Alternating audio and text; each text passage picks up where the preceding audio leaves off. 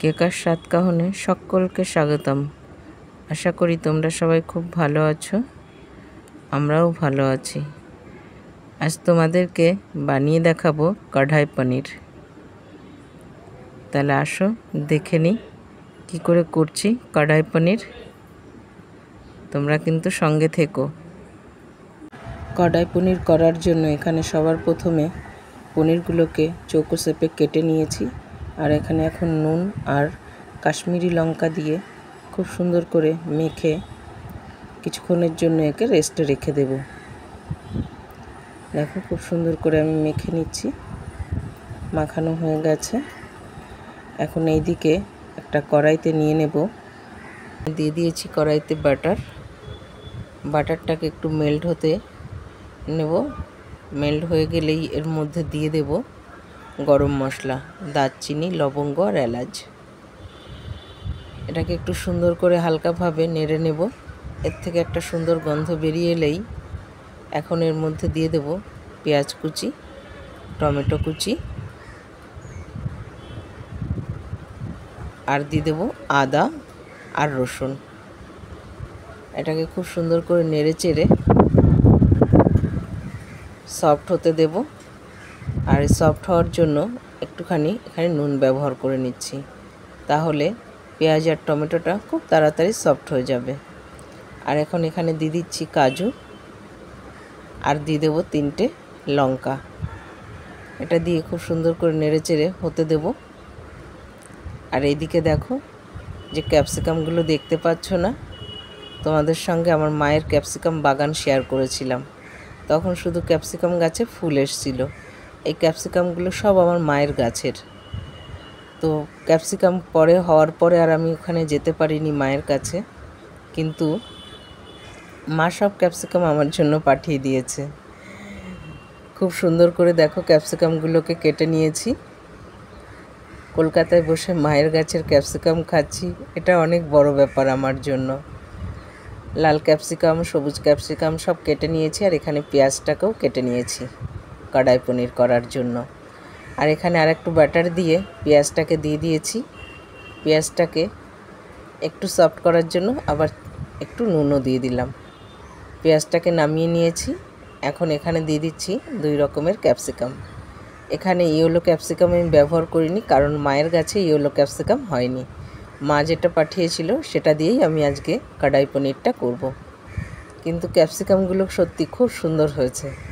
নিজের ঘরের গাছের ক্যাপসিকাম খাওয়াটা একটা অনেক বড় ব্যাপার। ক্যাপসিকামগুলো হয়ে গেছে, এখন আমি এগুলোকে নামিয়ে নিচ্ছি। এখন পনিরগুলোকে সব এক এক করে দিয়ে ভেজে নেব উল্টে পাল্টে। একবারে তো সব পনির ধরবে না, সেই জন্য অর্ধেকটা প্রথমে ভেজে নিচ্ছি আর বাকি অর্ধেকটা আবার পরে ভেজে নেব। দেখো সুন্দর করে ভেজে নিয়েছি, বেশ লাল লাল রং ধরেছে পনিরের গায়ে। এখন এগুলোকে তুলে নেব। তুলে নিয়ে এগুলোকে এখন রেখে দেব গরম জলের মধ্যে।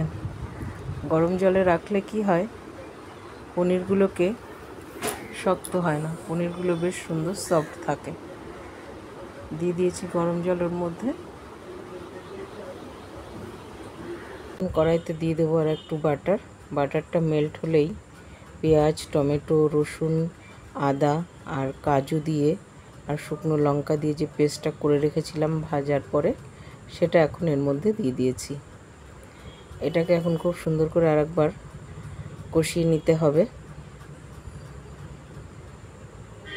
আর মিক্সি ধোয়া একটু জল ওর মধ্যে দিয়ে দিলাম। আর এখন দিচ্ছি গুঁড়ো মশলা, হলুদ মশলা দিলাম, জিরে আর ধনে, আর দিলাম একটুখানি কাশ্মীরি লঙ্কার গুঁড়ো। এখন এটাকে খুব সুন্দর করে একটু নেড়ে চেড়ে নেব। কাশ্মীরি লঙ্কাটা দিয়েছি শুধু একমাত্র সুন্দর কালার করার জন্য। এখন খুব সুন্দর করে নেড়ে চেড়ে নিয়েছি। মশলাটা কষানো হয়ে গেছে। এখন এর মধ্যে দিয়ে দিচ্ছি গরম জল।